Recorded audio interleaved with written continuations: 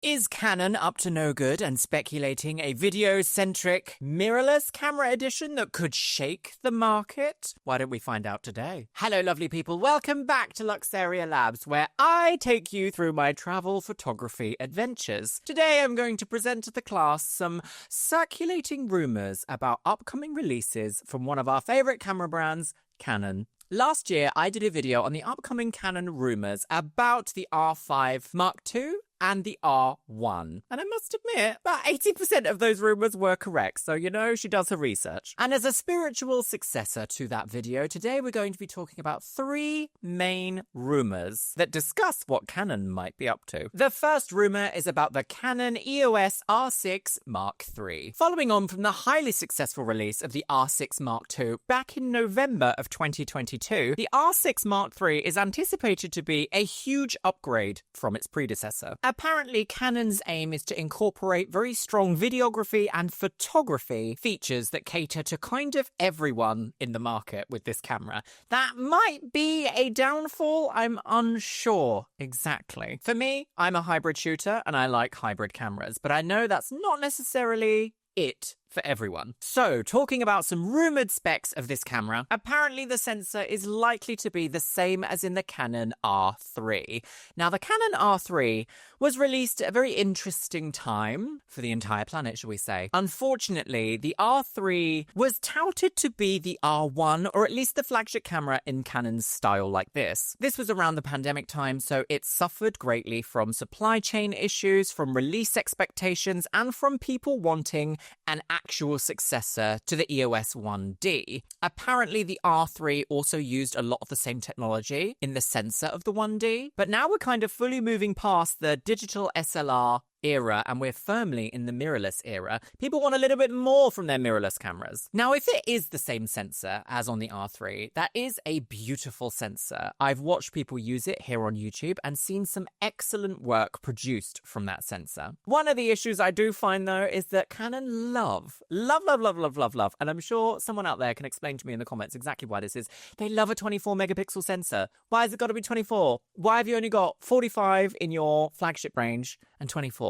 I would love a sweet spot 30 megapixel, 33 megapixel perhaps, not just in the APS-C style. Apparently, the R6 Mark III will have 8.5 stops of image stabilization, which is something that I particularly enjoy. I use image stabilization all the time, as and when I can. In fact, it's one of the downfalls of the Canon R8, in my humble opinion. It is likely to be a Digic X processor, which will enhance the overall performance of the camera compared to its predecessor. The autofocus is meant to borrow heavily from the R5 Mark II, with its deep learning technology and some level of, I imagine, AI, although Canon has been very clever to not use the buzz phrase AI, as the tides do seem to be turning from a consumer market on the concept of AI. I must admit, I'm kind of in that as well, but deep learning algorithms in order to get better focus in pictures? Sign me up. Using their advanced dual-pixel CMOS AF2 system, the same as what we've seen in the R5 Mark II, it will provide better subject detection and tracking. And so, with the video capabilities, the rumoured video capabilities, this means that it is likely to be 6K 30 cinema raw light recording. And that to me kind of maybe answers why it's only got a 24 megapixel sensor, because the R5 line and their cinema line is what does 8K. Even though 8K is it's in a little bit of a place right now because not a lot of people consume 8K, but it's sometimes nice to just film in 8K and then almost use that as an open gate concept to repurpose for different types of social media, at least in my opinion. It will also be able to film 4K 60 in Super 35 and also 4K 120 in Super 35, recording in the XF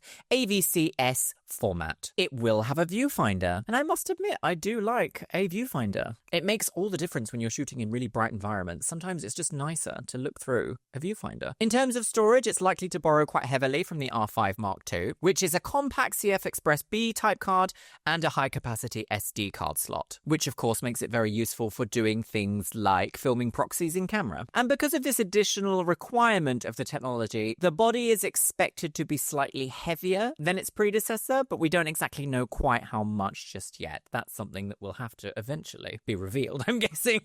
So across a few photography forums, there seems to be the kind of idea that we might hear more about a release in the early part of 2025. I want to say, though, we're coming up to the 4th month and we still haven't really heard anything solid yet. But we might see a reveal in either the 2nd quarter or the 3rd quarter. Next up, we're going to talk about something that I'm particularly excited about. And I hope it's true. Rumor has it Canon is going to be releasing something called the EOS RC line, which is speculated to be their video-centric, mirrorless lineup cameras. Now, I am filming on an R5C. I love this camera. It produces beautiful video quality, but I got it in 2022. I kind of want something a little bit better. I'd love it to have IBIS. She doesn't. She's a cinema camera. Oh, Biscuit, do you want to sit on my lap whilst I'm nattering about cameras? Come on then. As is always the way, when I get a new camera, you will be the first supermodel to appear in the images. The EOS RC is rumoured to have a full frame sensor, capable of recording ultra-high definition, so that could be 6K, even all the way up to 8K. I would assume 8K, as that seems to be the direction that the cinema cameras are generally going in now, across all brands. Potentially 6K raw internal recording, Biscuit. Yes. Lots of Biscuit videos. That might be up to 60 frames per second. It's probably likely to be 30 frames per second. But you never know, Canon sometimes surprises us. And it is likely to be 4K up to 120 frames per second in 10-bit 422. Rumour has it that borrowing from the design of the R5C, it's likely going to have an internal cooling system. Biscuit, your fur is everywhere. Which is obviously designed to prevent overheating during long video sessions. Which is, again, something I find very sad about the R8. And even some people found it very difficult to deal with on the R6 Mark II. The EOS RC might borrow from some design aspects from the R5C, but it also could end up as a box-style camera. It all depends if they're going to go for a hybrid vibe with this camera. If they're going to go pure cinema, it's probably going to slightly resemble some of the other styles that we see from Canon. If when it's released, and I like the look of it, you never know, I might have a box-style cinema camera for my YouTube videos, which seems obscene, but as I always say, you've got to have a hobby.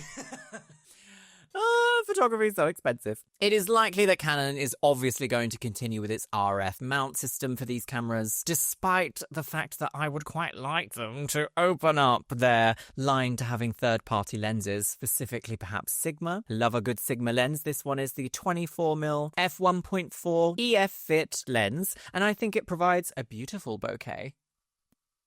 Gorgeous. I would love it to actually be an RF mount, please. That's about all we know for the RC line, and there isn't even a rumoured date of when it might be revealed. Sources just say sometime in 2025. Now onto something a little bit different. The Canon R7 Mark II is rumoured to be released later this year. The R7 Mark II will follow on from its predecessor as a specific dedicated APS-C model, which will also offer advanced features for both photographers and videographers. As far as I understand it and have read about people's experiences on Reddit with the Canon R7, it seems to be aimed a lot more towards wildlife photography and sports. Although I actually think the R3 is probably more suited to both of those, but I guess it comes at a much higher price point than the R7. The sensor is rumoured to be a 32.5 megapixel stacked sensor. I know, they've got it in APS-C. I would quite like just one Canon, please, just one in full frame, please. This sensor is aimed to provide high resolution while still having a fast enough readout speed to reduce rolling shutter effects. It will also use the same Digic X processor discussed about in this video with the other two cameras that are being released. The autofocus will be a dual pixel CMOS AF with improved subject tracking and subject detection, very similar to the R5 II and the aforementioned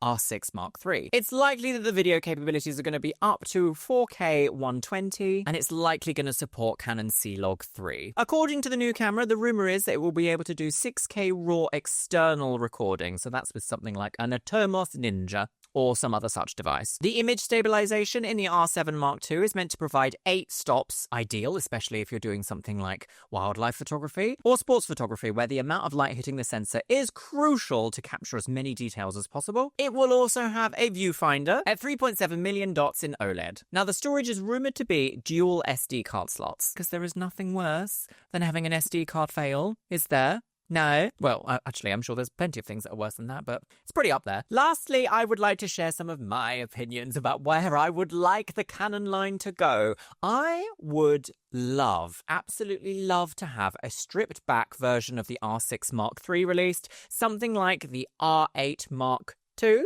if they would, which I don't think they're ever going to do. Something with just a little bit of IBIS and doesn't overheat quite so much, but then also I understand that that practically is the R6 Mark II. And I love the photos that my R8 produces, but I do just find the overheating to be such a pain in the body, girls. I do think there's something going on with Canon thermals that is a little bit annoying because other brands have managed to not create overheating thermals somehow in similar body shapes and sizes, and even smaller in some cases. At this point, I'd even settle for a firmware update for my Canon R8 that would allow me to put the thermals at a high setting, or even just turn them off. Gone are the days of magic lantern.